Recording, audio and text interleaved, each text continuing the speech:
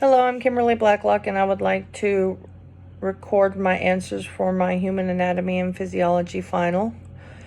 Question number 1, is there a particular topic I found interesting and why? I really liked learning about pregnancy. I've had a miscarriage before, and it's helped me to learn the process of making an embryo and the individual steps in the cell division process. It was really interesting to learn. Number 2, what cells and tissues make up the human body, and where are they located? Groups of cells make up tissues. The type of tissues in the body are epithelial tissues, connective tissues, muscle tissue, and nervous tissue. Epithelial tissue provides a covering, the skin. Connective tissue helps to support the tissues and bind them together like your bones together. Muscle tissue is all over the body to help move the bones and the skeleton. That's why my arm is moving. Smooth muscle surrounds the organs. An example of a smooth muscle would be the surrounding of the stomach, what makes up the bag or the stomach that holds your food. Nervous tissue is made up of neurons, and that's what carries messages to our body, and that's what tells our body to involuntarily or voluntarily move, like I'm telling my finger to move. But I'm not telling my heart to move, it's just doing it because my mind is telling it to, involuntarily. Number 3, could you use some anatomical terminology to describe the orientation of organs in relation to each other? Well, a couple examples that I have is the stomach is inferior to the heart, the brain is superior to the lungs, and the liver is actually lateral to the colon, just barely. Question number 4, what body systems do you think could be considered dependent on one another? Explain. Well, the whole body in itself works together, but there's some more specific explanation for that. Your respiratory system relies on the circulatory system to deliver the oxygen that it gathers. However, the muscles of the heart cannot function without oxygen that they receive from the lungs. So the circulatory system and the respiratory system rely on each other. At the same time, the circulatory system relies on the nervous system because the heart does not beat unless the brain tells it to, which I was just referring to involuntary commands. The skeletal system is dependent on the digestive system for increase in size and shape. Number 5, if there was a blockage in the pulmonary vein of the heart, what other parts of the heart and body would be influenced, and how so? So, I love the heart. It is a very interesting topic to me, especially which you get into this with nursing school, but calcium channel blockers, it's just an amazing drug that filters the amount of calcium that is exchanged during the sodium potassium pump. It's really cool. It's a really cool thing.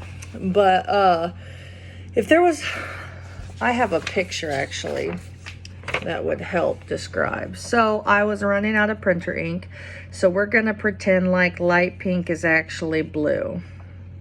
So right here we have the pulmonary veins, and the arteries go in to receive oxygenated blood in the lungs, and then it goes out of the lungs, which is the pulmonary veins, and that is going to be delivered back to the heart, where it's going to pump out of the heart and into the parts of the body that need oxygen. So if there was a blockage, the oxygenated blood that was from the lungs cannot be returned to the heart. And then if it can't be returned to the heart, it can't pump the blood to the other parts of the body. And without oxygen, our organs and our skin and our cells are not going to survive. There's oxygenated blood is what causes our organs and our cells and our tissues to stay alive and to be the way that they are. For example, when your heart stops, your hand gets stiff and hard because there's not oxygenated blood that's pumping to that part of the body. So as you die, there's it starts, in the furthest parts away from the heart that start hardening, and that's what would start happening is your cells and tissues and organs would die. So imagine you're interacting with a member of the community that does not think that vaccines are effective. Use your knowledge of immunology. How would you explain the vaccine to this person so that they would understand how vaccines work? This was actually an interesting topic to me because, with coronavirus and everything, learning about the different type of vaccines is very important. So in order to learn about how vaccines work, we've got to take a step back and see how infections happen. So when germs or bacteria and viruses enter the body, they attack and multiply. However, we have several tools in our body naturally that help fight off those infections. White blood cells are created to fight off these infections, and they consist of three things. Macrophages.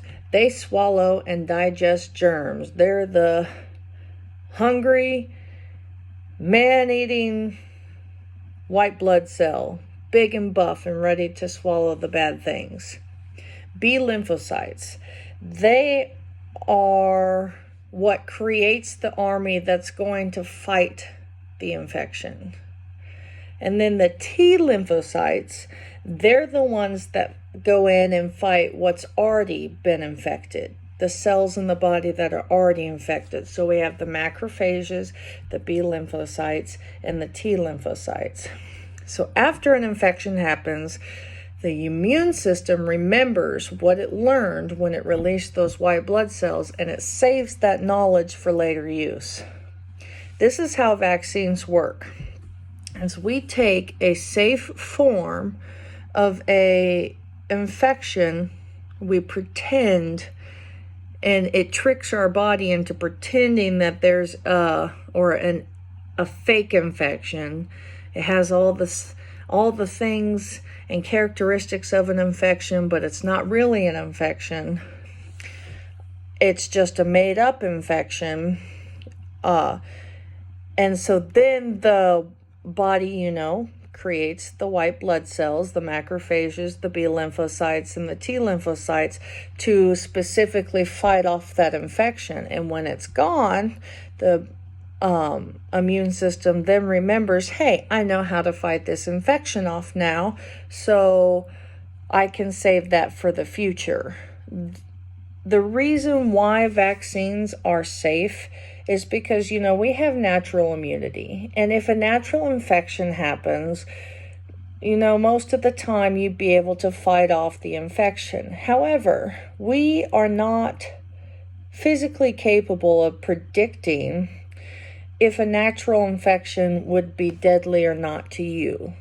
And so a safer route is to take a contained infection in the form of a vaccine to pretend like the real thing, where we know 100% that no one's going to die from this pretend infection, and we use that to prepare our bodies and build up that immunity. So, thank you. It's been a wonderful year. Have a good day.